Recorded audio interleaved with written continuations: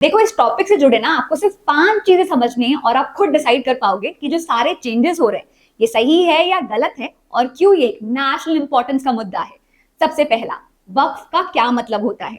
दूसरा, क्या एक रिलीजियस इशू है या एक प्रॉपर्टी इशू है। तीसरा, क्या एक नॉन मुस्लिम अपनी प्रॉपर्टी डोनेट कर सकता है इसमें। चौथा, क्या वक्फ फैमिली में डॉटर्स के लिए फेयर है। और पांचवा, क्या वक्फ बोर्ड जो इंडिया में आर्म फोर्सेस और रेलवे के बाद थर्ड लार्जेस्ट लैंड ओनर है, इनके पास जो भी प्रॉपर्टीज है क्या ये डोनेटेड है या अक्वायर्ड है और इसमें क्या डिफरेंस है। हे एवरीबॉडी, मैं हूं प्रिया और आज की इस वीडियो में हम इन सारी चीजों को बहुत ही सिंपली बट बिना घुमाए फिराए इंटेलिजेंटली समझेंगे ताकि देश में क्या हो रहा है और क्यों हो रहा है सब कुछ समझ पाए। चलिए इस वीडियो को स्टार्ट करते हैं। तो चलिए एकदम बेसिक से स्टार्ट करते हैं। सबसे पहले हम ये समझते हैं कि वक्फ का क्या मतलब होता है।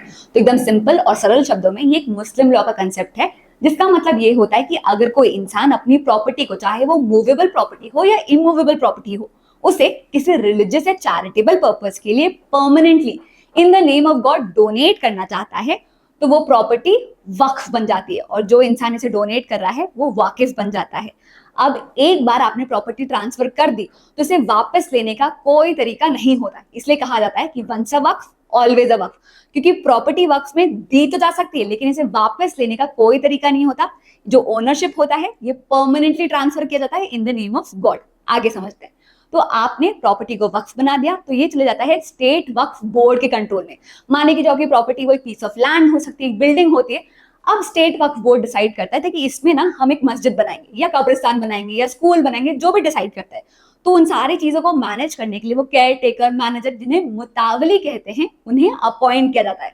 अब मुतावली इस प्रॉपर्टी को, इस वक्फ को बेच नहीं सकते, किसी और के नाम पे ट्रांसफर नहीं कर सकते, लेकिन उन्हें इस वक्फ प्रॉपर्टी पर इनकम जनरेट करनी होती है और जो भी इनकम जनरेट की जाएगी उसे वापस मुस्लिम कम्युनिटी के रिलीजियस और चैरिटेबल पर्पस के लिए यूज किया जाएगा। बस इस इनकम का जो 7% हिस्सा होता है, क्योंकि स्टेट वक्फ बोर्ड इतनी सारी चीजें कर रही है, 7% ऑफ द इनकम वापस स्टेट वक्फ बोर्ड में कंट्रीब्यूट की जाती है। सिंपल, एक वापस रिकैप करते हैं। तो आपने प्रॉपर्टी को वक्फ बना दिया, जो परमानेंट नेचर का होता है, वापस नहीं लिया जा सकता। अब इस वक्फ को मैनेज करने के लिए मुतावलीज अपॉइंट किए जाते हैं जो आंसरेबल होते हैं स्टेट वक्फ बोर्ड को। इंडिया के हर स्टेट का अपना खुद का स्टेट वक्फ बोर्ड होता है जिसके मेंबर्स को स्टेट गवर्नमेंट नॉमिनेट करते हैं।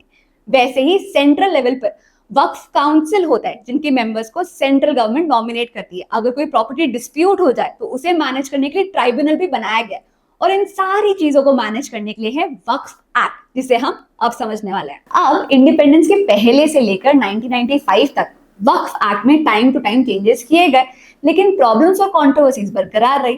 फाइनली 2025 में जो चेंजेस और अमेंडमेंट पास किए गए हैं इन प्रॉब्लम्स को सॉल्व करने के लिए, लेकिन इससे पहले भी एक बार इन प्रॉब्लम्स को सॉल्व करने के लिए वक्फ में मेजर अमेंडमेंट्स किए गए थे और ये हुआ था 2013 में सच्चर कमेटी रिपोर्ट के बेसिस पे। तो जरा सा इस रिपोर्ट के बारे में जान लेते हैं। तो हुआ ये कि मुस्लिम कम्युनिटी के सोशल, इकोनॉमिक और एजुकेशनल कंडीशंस को एनालाइज करने के लिए 2005 में जस्टिस राजेंद्र सच्चर कमेटी का गठन हुआ, जिन्होंने 2006 में अपनी रिपोर्ट सबमिट की।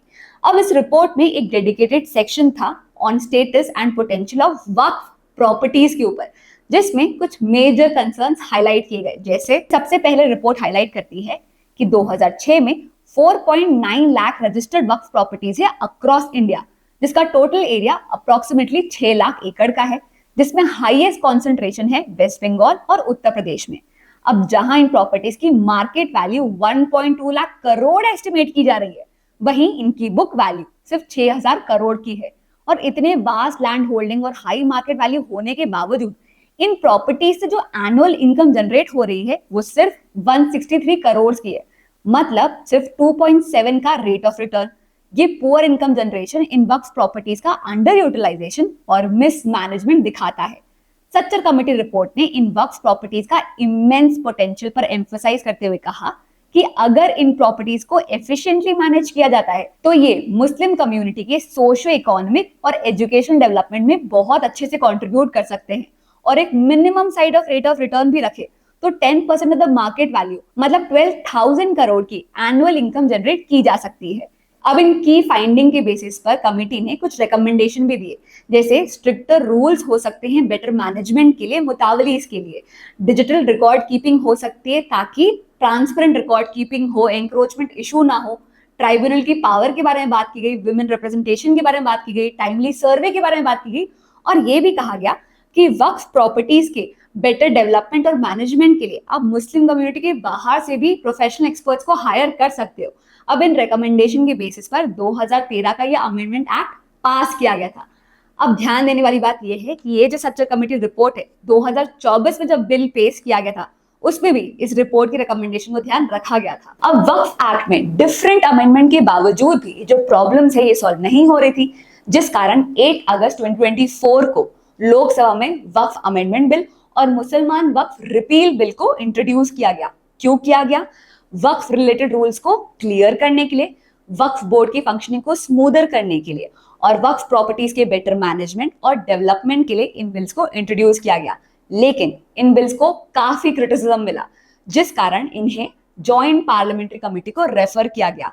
कमेटी ने public, expert, stakeholder, different organisation से मीटिंग करने के बाद उनकी ओपिनियन कलेक्ट किए और इन बिल्स के लिए 25 रिकमेंडेशन दिए, जिन्हें इन बिल में इंट्रोड्यूस किया गया। जिसके बाद कमेटी ने 30 जनवरी को अपनी रिपोर्ट सबमिट की और उसके बाद ये बिल लोकसभा में और फिर राज्यसभा में पास हो गया। तो अभी तक हमने वक्फ के कंसेप्ट को बहुत अच्छे से समझ लिया। तो इस कंसेप्ट में ना कोई प्रॉब्लम नहीं है, लेकिन इस कंसेप्ट को अचीव करने के लिए जो सिस्टम, रूल्स और एक्ट बनाए गए हैं ये काफी कॉन्ट्रोवर्शियल, प्रॉब्लमैटिक और आर्बिट्ररी थे। तो एक एक करके ना हम समझते हैं कि एक्ट के कौन से पार्ट्स एक्चुअली में कॉन्ट्रोवर्शियल थे और जो अमेंडमेंट लाए गए क्या ये कोई सोल्यूशन प्रोवाइड करते हैं या नहीं, आप एंड में बताइएगा।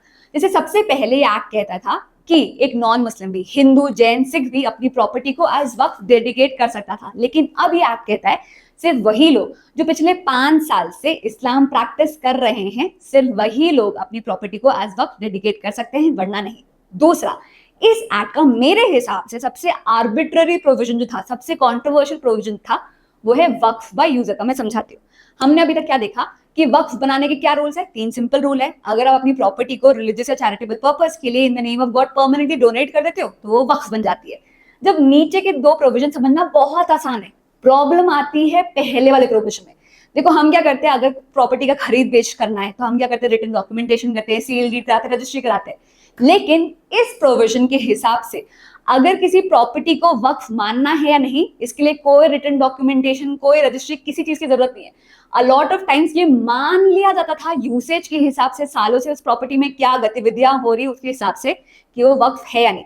जैसे ये बहुत ही फेमस और लैंडमार्क केस है जिसमें क्या होता है, एक पीस ऑफ लैंड था, उसके एंसेस्टर्स ने वहां पे मॉस्क बनाया था और वो पब्लिक के लिए ओपन था कि वहां आके प्रेयर्स ऑफर कर सकते हैं। लेकिन जब ओनरशिप की बात आई ना कि क्या ये जो प्रॉपर्टी ये मेरी है या फिर ये वक्फ है, और बात सुप्रीम कोर्ट तक भी पहुंच गई। सुप्रीम कोर्ट ने उसे दिखाया कि मेरे पास 2 सेल डीड है, ये दिखाने के लिए कि ये पीस ऑफ लैंड का मैं ओनर हूँ। लेकिन सुप्रीम कोर्ट ने कहा कि हम क्या देख रहे हैं, ये piece of land publicly open था, यहाँ पे लोग आके नमाज पढ़ते थे, आजान ऑफर करते थे, ये सारी चीजें करते थे, तो हम ये प्रिज्यूम कर लेंगे, हम ये अज्यूम कर लेंगे, इन्फर कर लेंगे कि ये जो पीस ऑफ लैंड है ये वक्फ है, आप इसके राइटफुल ओनर नहीं हो। यही केस ज्ञानवापी मॉस्क केस में भी साइड किया गया था और ये कहा गया था क्योंकि इस प्लेस में मॉस्क है तो ये एक वक्फ प्रॉपर्टी है और वक्फ प्रॉपर्टी को वापस नहीं लिया जा सकता। तो वक्फ बाय यूजर का ये कंसेप्ट होता है कि एक प्रॉपर्टी में अगर सालों से ऐसी गतिविधियां हो रही है जिसको देख के ये लगे कि ये वक्फ प्रॉपर्टी है, तो बिना रिटन डॉक्यूमेंटेशन के, बिना रजिस्ट्री के, बिना किसी चीज के भी ये प्रिज्यूम कर लिया जाता था कि ये प्रॉपर्टी वक्फ प्रॉपर्टी है और एक बार अगर प्रॉपर्टी बन गई तो वापस नहीं लिया जा सकता। अब नए अमेंडमेंट में वक्फ बाय यूजर के इस कंसेप्ट को हटा दिया गया और क्लियरली ये कहा गया है कि सिर्फ और सिर्फ अगर ऑफिशियल डिक्लेरेशन होगा तो ही किसी प्रॉपर्टी को हम वक्फ मानेंगे, वरना नहीं। और अगर कोई इंसान लास्ट 5 साल से मिनिमम इस्लाम प्रैक्टिस कर रहा है और वो राइटफुल ओनर है, तभी वो अपनी प्रॉपर्टी को एज वक्फ डेडिकेट कर सकता है, वरना नहीं। नेक्स्ट, मेरे हिसाब से बहुत ही इंपॉर्टेंट अमेंडमेंट रिलेट करता है गवर्नमेंट लैंड से। रिसेंटली हमने देखा हैदराबाद में एक बसे बसाए घने फॉरेस्ट को तबाह करने से पहले प्रोग्रेस के नाम पर गवर्नमेंट आधी रात के लिए भी नहीं रुकी। लेकिन रिपोर्ट्स ये बताती है कि ऐसी हजारों गवर्नमेंट लैंड है, प्रॉपर्टीज है जो वक्फ ने क्लेम कर रखी है, जिस कारण बहुत सारा public development, infrastructure, railway, highway, ये सब का सब स्थगित पड़ा हुआ है। तो फॉरेस्ट को तबाह करने जितना थोड़ा ना आसान है ना वक्त से प्रॉपर्टी क्लेम करना, इसलिए फॉरेस्ट तबाह कर रहे हैं। लेकिन अमेंडमेंट के बाद ये कहा गया कि कोई भी गवर्नमेंट लैंड, चाहे वो तालाब हो या ग्राम समाज की जमीन हो, कोई भी ऐसी गवर्नमेंट लैंड हो जिसके लिए कोई ऑफिशियल या प्रॉपर रिकॉर्ड ना हो ये बताने के लिए कि वो वक्फ की प्रॉपर्टी है, और वक्फ ने अगर क्लेम कर लिया कि गवर्नमेंट लैंड अब वक्फ का है, तो अब वो ऑटोमेटिकली वक्फ नहीं रहेगी। ये वेरीफाई करने का पावर कलेक्टर को दिया गया कि वो जाए और ओनरशिप वेरीफाई करे। अगर कोई ऑफिशियल रिकॉर्ड नहीं मिलता है और ये पता चलता है कि ओनरशिप एक्चुअली गवर्नमेंट की है, तो फिर रेवेन्यू रिकॉर्ड्स को अपडेट किया जाएगा और वक्फ की लिस्ट से गवर्नमेंट प्रॉपर्टी का नाम हटा दिया जाएगा। मतलब किसी भी संपत्ति को हम वक्फ की संपत्ति सिर्फ तभी मानेंगे अगर ऑफिशियल रिकॉर्ड एग्जिस्ट करते हो, ये क्लियरली दिखाने के लिए कि स्पष्ट रूप से इस लैंड को वक्फ के लिए डेडिकेट किया गया था। वरना अब वो प्रॉपर्टी जो पहले वक्फ क्लेम की गई थी वो गवर्नमेंट प्रॉपर्टी वापस बन जाएगी। अब ना हम एक साथ 3 प्रॉब्लम्स डिस्कस करने वाले, तो आप ध्यान से सुनिएगा। सबसे पहले तो आप मुझे ये बताइए कि ये कौन डिसाइड करता है डिस्प्यूट के केस में या नॉर्मली भी कि एक स्टेट में कौन कौन सी प्रॉपर्टी वक्फ प्रॉपर्टी है या नहीं। तो हर स्टेट में एक सर्वे कमिश्नर अपॉइंट किया जाता है जो सर्वे करते हैं कि स्टेट में कौन कौन सी प्रॉपर्टी वक्फ है या नहीं, जिसे करने का खर्चा स्टेट गवर्नमेंट उठाती है। अब सर्वे करने के बाद अपनी फाइंडिंग वो स्टेट गवर्नमेंट को सबमिट करते हैं, स्टेट वक्फ बोर्ड को सबमिट करते हैं। सारी फॉर्मेलिटीज करने के बाद स्टेट गवर्नमेंट एक गजेट नोटिफिकेशन पब्लिश करती है, मतलब एक लिस्ट पब्लिश करती है ये बताने के लिए कि स्टेट की ये प्रॉपर्टीज वक्फ प्रॉपर्टी है। दूसरा, लिमिटेशन पीरियड। अब जैसे ही ये लिस्ट आ जाती है आपके पास 1 साल का पीरियड होता है ये चैलेंज करने के लिए कि क्या आपकी प्रॉपर्टी वक्फ है या नहीं। अगर 1 साल से ज्यादा का टाइम बीत जाता है तो आप इस प्रॉपर्टी को चैलेंज नहीं कर सकते, क्योंकि अब स्टेट वक्फ बोर्ड उस प्रॉपर्टी को एज अ वक्फ रजिस्टर कर लेती है, तो सिर्फ 1 साल का टाइम होता है। तीसरा, ट्राइब्यूनल इशू। इन केस अगर आपका कोई डिस्प्यूट है कि नहीं ये जो प्रॉपर्टी है मेरी, ये वक्फ है ही नहीं, तो आप कहाँ केस फाइल कर सकते हो। नॉर्मली जो प्रॉपर्टी के केसेस होते हैं ये हम सिविल कोर्ट में, रेवेन्यू कोर्ट में यहाँ लड़ते हैं depending on nature of the property. लेकिन वक्फ से रिलेटेड जो सारे डिस्प्यूट होते हैं वो सिर्फ और सिर्फ वक्फ ट्राइब्यूनल में ही लड़े जा सकते हैं। अब इसमें क्या प्रॉब्लमैटिक है? प्रॉब्लम ये है कि जो ट्राइब्यूनल का डिसीजन होता है ना वो फुल एंड फाइनल होता है। ऐसा मैं क्यों कह रही हूँ? क्योंकि सिर्फ कुछ टेक्निकल एरर के मामले में ही आप आगे हाई कोर्ट में या सुप्रीम कोर्ट में अपील कर सकते हैं। फॉर एग्जाम्पल, अगर कोई कॉन्स्टिट्यूशनल मैटर हुआ या कोई लीगल एरर हुआ, सिर्फ इन्हीं केसेस में अपील हो सकती है, वरना नहीं। वरना इन ऑल केसेस ट्राइब्यूनल का जो डिसीजन होगा वो फुल एंड फाइनल होगा। तो ओवरऑल प्रॉब्लम क्या है? पहला, तो जो सर्वे कर रहा है वो सर्वे कमिश्नर कर रहा है जो कि स्टेट अथॉरिटी नहीं है। दूसरा, लिस्ट आने के 1 साल के अंदर का ही आपके पास पीरियड होता है कि आप चैलेंज कर लो, कौन देखता रहता है गजट नोटिफिकेशन। और तीसरा, अगर कोई डिस्प्यूट होता है तो उससे आप सिर्फ ट्राइब्यूनल में ही लड़ सकते हो, जिसमें भी आपके पास जीतने के चांसेस काफी स्लिम होते हैं। अब अमेंडमेंट के बाद जो चेंजेस हुए हैं वो आप साफ साफ देख सकते हैं। जैसे स्टेट में आप कौन सी प्रॉपर्टी वक्फ है या नहीं, इसका सर्वे अब डिस्ट्रिक्ट कलेक्टर करेंगे, जिससे कि बेटर लैंड रिकॉर्ड मैनेजमेंट हो सके। डिस्प्यूट रेजोल्यूशन को थोड़ा और न्यूट्रल और ट्रांसपेरेंट करने के लिए डिस्ट्रिक्ट कलेक्टर को ऐड किया गया है। नए अमेंडमेंट के हिसाब से अगर कलेक्टर ये डिसाइड करते हैं कि ये प्रॉपर्टी गवर्नमेंट की है तो फिर वो आगे से वक्फ नहीं मानी जाएगी, रेवेन्यू रिकॉर्ड्स को अपडेट कर दिया जाएगा। लेकिन अगर वक्फ बोर्ड या कोई दूसरा पार्टी कलेक्टर के डिसीजन से सैटिस्फाइड नहीं है, अग्री नहीं करता, तो उनके पास वक्फ ट्राइब्यूनल में अपील करने का ऑप्शन अवेलेबल है। पहले ट्राइब्यूनल का डिसीजन फाइनल होता था, लेकिन नए अमेंडमेंट के बाद अब ट्राइब्यूनल की ऑर्डर के अगेंस्ट 90 डेज के अंदर हाई कोर्ट में भी अपील की जा सकती है। अब एक और प्रॉब्लमैटिक एरिया जो हमने डिस्कस किया था वो था लिमिटेशन का। तो लिमिटेशन एक्ट 1963 एक लीगल फ्रेमवर्क है जो क्या बात करती है कि कोई भी केस फाइल करने का क्या टाइम लिमिट होना चाहिए। ये क्यों है? ताकि केसेस जो है, डिस्प्यूट जो है, वो टाइमली रिजॉल्व हो जाए और सालों साल ना चलते रहे। फॉर एग्जाम्पल, अगर किसी इंसान की प्रॉपर्टी इलीगली ऑक्यूपाई हो जाती है तो उसके पास 12 साल का टाइम पीरियड होता है केस फाइल करने के लिए, क्लेम रेज करने के लिए। वहीं अगर गवर्नमेंट की प्रॉपर्टी इलीगली ऑक्यूपाई हो जाती है तो उनके पास 30 साल का टाइम पीरियड होता है केस फाइल करने के लिए। लेकिन वक्फ प्रॉपर्टीज पर ये रूल अप्लाई नहीं होते, उन्हें एक्सेप्शन मिला है। मतलब अगर कोई 100 साल पुरानी प्रॉपर्टी भी हो तो भी वक्फ बोर्ड उस पर क्लेम कर सकती है कि ये जो प्रॉपर्टी है ये तो हमारी है। ये जो एक्सेप्शन है ना, ये सिर्फ वक्फ बोर्ड और प्रॉपर्टीज को मिला हुआ है, ये बाकी किसी रिलीजियस ट्रस्ट एंडाउमेंट को नहीं मिला हुआ है। और इसकी ऑपोजिट, अगर किसी इंसान की प्रॉपर्टी पर वक्फ बोर्ड ने क्लेम किया कि ये वक्फ की प्रॉपर्टी है तो उसे 12 साल का टाइम पीरियड नहीं मिलता लिमिटेशन एक्ट के हिसाब से, उसे सिर्फ 1 साल का टाइम पीरियड मिलता है कि तुम 1 साल में केस फाइल कर लो। अगर तुमने नहीं किया तो ये प्रॉपर्टी हमेशा के लिए वक्फ की हो जाएगी। अब नए अमेंडमेंट के बाद ये जो एक्सेप्शन है इसे हटा दिया गया है। लिमिटेशन एक्ट 1963 उसी तरीके से वक्फ बोर्ड और प्रॉपर्टीज पर अप्लाई होगा जैसे कि पूरे इंडिया में अप्लाई होता है। 1 साल के एक्सेप्शन को हटा दिया गया है, 12 साल का टाइम पीरियड मिलेगा। और जैसा कि हमने डिस्कस किया कि अगर कोई गवर्नमेंट प्रॉपर्टी और वक्फ के बीच में डिस्प्यूट चल रहा है कि किसकी है, तो जब तक डिस्प्यूट सॉल्व नहीं हो जाता हम उसे गवर्नमेंट प्रॉपर्टी ही मानेंगे। और अगर ये पता चलता है कि ओनरशिप एक्चुअली गवर्नमेंट की है तो वक्फ लिस्ट से उस प्रॉपर्टी का नाम हटा दिया जाएगा, रेवेन्यू रिकॉर्ड अपडेट किए जाएंगे और उसे हम गवर्नमेंट प्रॉपर्टी ही मानेंगे। नेक्स्ट अमेंडमेंट रिलेट करता है विमेन राइट से। तो वक्फ क्रिएट करने का एक और कंसेप्ट है वक्फ अलल औलाद का। फॉर एग्जाम्पल कोई भी इंसान ये बोल सकता है कि जिस भी दिन मेरी फैमिली लाइन मतलब मेरी लाइन ऑफ सक्सेशन खत्म हो जाए, कोई भी लीगल हायर जब ना बचे, तो उस दिन ऑटोमेटिकली मेरी जो प्रॉपर्टी है वो रिलीजियस पर्पज के लिए डेडिकेट हो जाएगी, वो वक्फ बन जाएगी।